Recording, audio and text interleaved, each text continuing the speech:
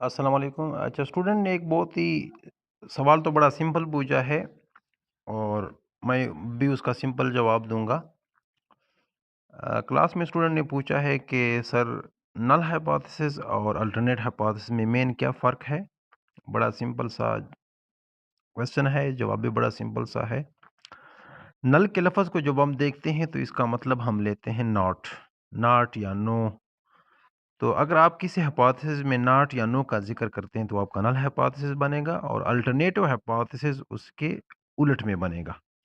For example मैं screen में आपके सामने शो कर रहा हूँ, फॉर एग्ज़ाम्पल नल हाइपोथेसिस लिखा हुआ है, there is no significant difference in salary of male and female employees, कि मेल और फीमेल एम्प्लॉइज़ के सैलरी में कोई डिफरेंस नहीं है। तो जब आपने कह दिया there is no significant difference आपने कह दिया, तो ये नल हो गया। और अगर आप कह दें देयर इज़ सिग्निफिकेंट डिफरेंस तो ये उसका उलट हो गया, यानी उसका अल्टरनेटिव हाइपोथेसिस हो गया।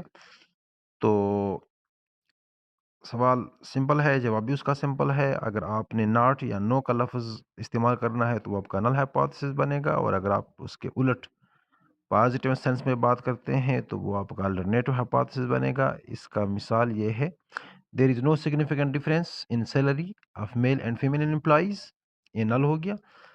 और उसका अल्टरनेटिव बनेगा, there is significant difference in salary of male and female employees.